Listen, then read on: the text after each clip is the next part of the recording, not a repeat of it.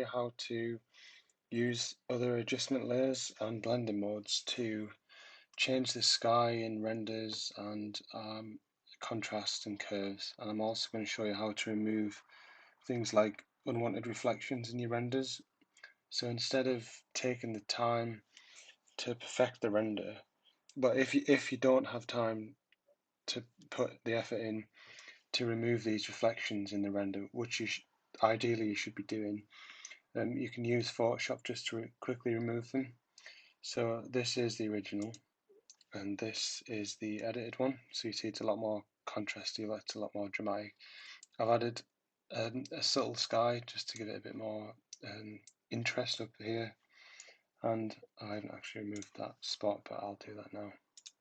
So I'll hide them.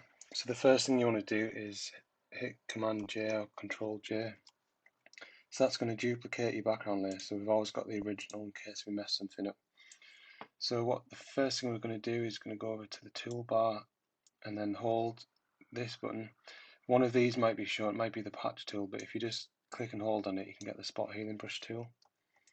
And then if we zoom in, see we don't want this reflection because it's a little bit distracting. So all we can do is just paint around it with the brush and it's gone.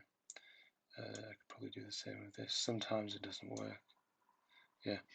So I've gotten rid of them reflections, so it's a little bit better. So that's that out of the way. So the next thing we want to do is add the sky. So if we grab an image of the sky, drag it in,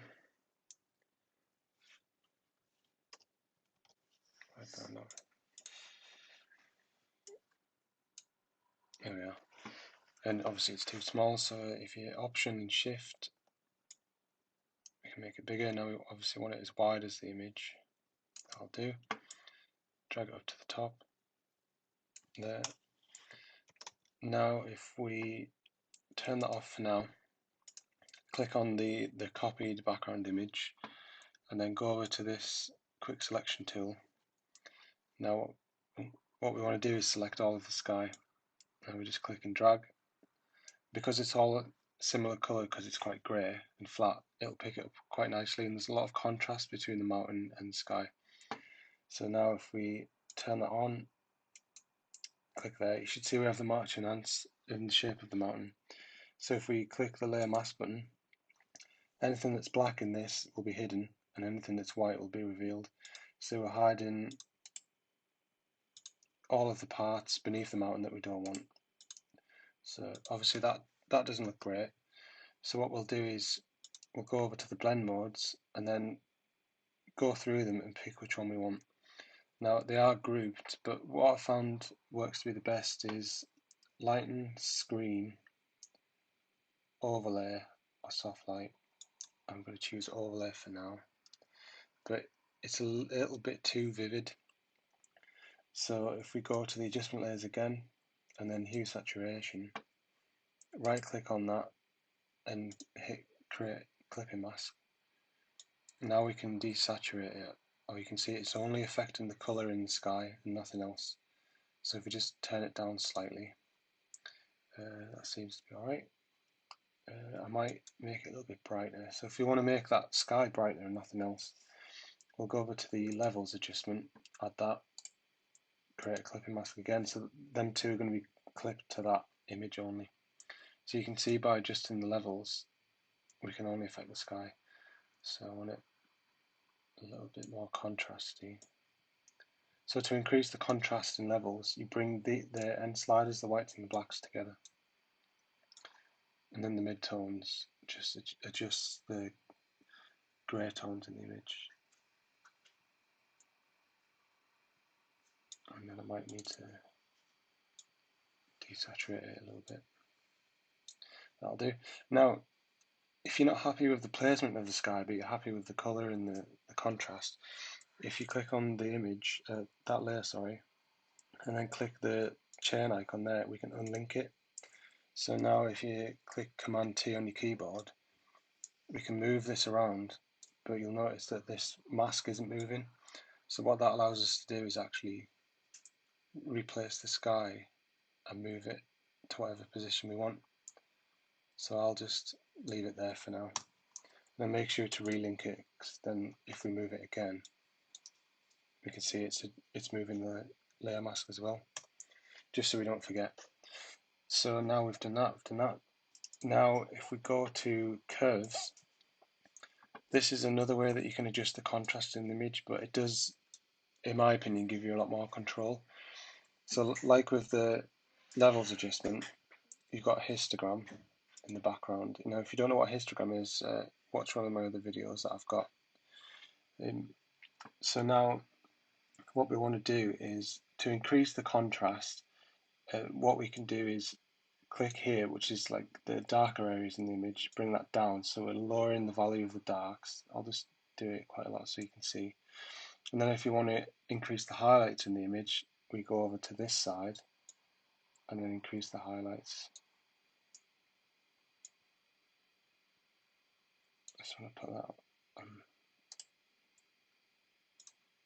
Yeah, so this is what it looks like. So obviously that's way too much, but you can see on here, as an exaggerated example, this is what's known as an S-curve. So this S-curve creates the contrast that we want. So obviously I don't want that, so I'll just move it back there. Now I might increase the highlights ever so slightly, and then decrease or increase the darker areas. So what I've done here is I've increased the brightness of the highlights slightly, and I've also increased the brightness of the shadows because I think it's a little bit too dark. So if I turn that off, you can see it's just a little bit more bright. Now to reduce contrast, you'll do an inverse S-curve. So it's that you'll increase the brightness of the darks and reduce the brightness of the lights. So that's an inverse S-curve, or lowering the contrast. So we'll just leave it at that for now. So you can see the adjustment that's made. It's just kind of made this stand out a little bit more. But there is loads of adjustments you can make, but just for this video, we've changed the sky, we've increased the contrast a bit, and we've also removed some blemishes that we don't want. Now you can also do this for the back parts of the background. So for example, if you've got a render with, I don't know, a car in the background, I'm not sure what that is, but let's imagine it's a car, and we don't want that in the image because it's distracting. We can go to the background image again, and then go over to our spot healing brush, and then just paint around it. Make sure you go over the edges of the object that you want to remove. And that's not worked. Sometimes it's a bit finicky. So what we can do is